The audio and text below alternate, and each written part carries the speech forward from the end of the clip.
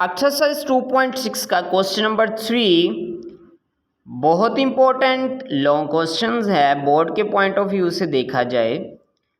Question number 3 के अंदर वो क्या बता रहा है। क्वेश्चन नंबर 3 के अंदर एक हमें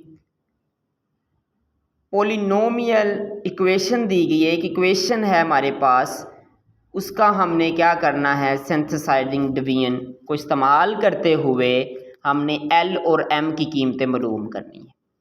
ठीक है, अगर क्वेश्चन नंबर 1 और क्वेश्चन नंबर 2 बच्चों आपने नहीं अटेंड किया तो बराए मेहरबानी पहले उसको आप अच्छे तरीके से देख लें ताकि आपको कोई मसला ना आए इस क्वेश्चन को समझने में, क्योंकि ज़्यादातर जो है क्वेश्चन नंबर 1 और 2 का ही इसी के अंदर भी तरीकाकार लगेगा।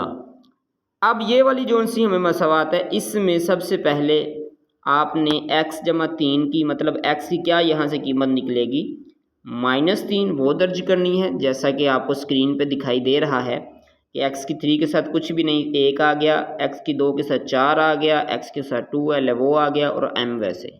ठीक है, x की कीमत निकालेंगे, x जमा 3 किसके बराबर है, बराबर 0 के, और x की कीमत क्या निकल आएगी -3।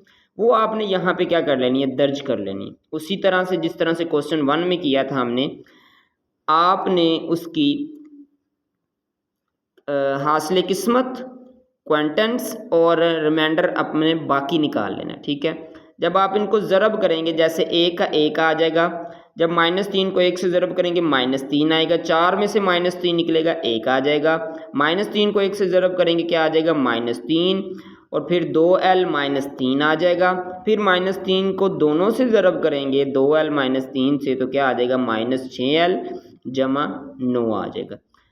अब हमारे पास यहाँ पे एक मसावात बनेगी m plus -6l m-6l plus 9। ठीक है, ये एक मसावात हमारे पास आ गई है। इसी तरह से m-6l बराबर -9 हो जाएगा, मतलब ml वाली जो सी है वो एक साइड पे ले ली, जिसके साथ कुछ भी नहीं है वो एक साइड पे। ठीक है, यहाँ पे हमारा क्वेश्चन अभी हाफ हुआ है।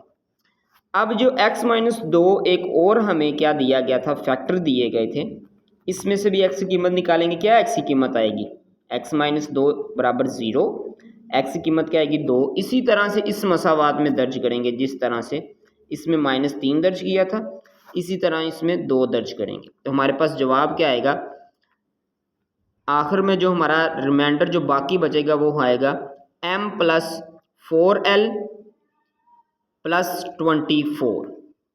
अब इसी तरह से आपने जो जवाब आया है उसमें ml वाली एक साइड पे कर लेनी है, दूसरी एक साइड पे जिसके साथ कुछ भी नहीं है। ठीक है, अब दोनों को आपने क्या कर देना है, माइनस कर देना, मतलब पहली में से दूसरी को जब माइनस करेंगे, आपको पता है जब माइनस करते हैं लामते क्या हो जाएंगी, बदल जाएंगी, बिल्कुल बदलेंगी। ठीक है, m के साथ कुछ नहीं है तो प्लस होगा, माइनस कर देंगे कट हो जाएगा, -6l है और पहले +4l था तो माइनस हो गया, माइनस माइनस प्लस -10l, और जब माइनस था प्लस आ जाएगा, प्लस माइनस माइनस, 24 में से 9 निकालेंगे हमारा 15 आ जाएगा। अब -10 जो सा है इस तरफ क्या हो रहा है हमारा मल्टीप्लाई, दूसरी तरफ आके क्या हो जाएगा डिवाइड। अब इसको काट देंगे, 5 2 ज़ा 10, 5 3 ज़ा 15, 3/-2 हमारा आंसर आएगा। ये हमारी L की वैल्यू आ गई। अब आपने दोनों मसावात में से किसी भी मसावात में, पहली में भी दर्ज कर सकते हैं और दूसरी में भी दर्ज करके किसकी वैल्यू निकाल सकते हैं, m की वैल्यू निकाल सकते हैं। ठीक है, ये तो आप जानते हैं ना, आप 9th के अंदर भी इस तरह से क्वेश्चंस करते रहे हैं।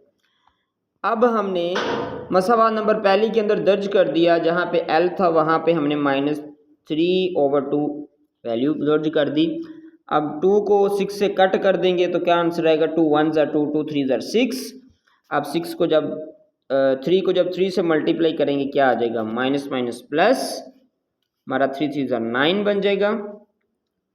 ठीक है, या फिर इसको मल्टीप्लाई करके भी आप जिस मर्जी आप कर सकते हैं, लेकिन जवाब आपका सेम ही होगा। आप कटिंग करके भी कर सकते हैं, काट के भी कर सकते हैं, जिस तरह से इस मेथड के अंदर कि हमने किया हुआ है उस तरह से मल्टीप्लाई करके फिर आप इसको जिस तरह से 18/2 को काट दिया, 2 1 ज़ा 2, 2 9 ज़ा 18।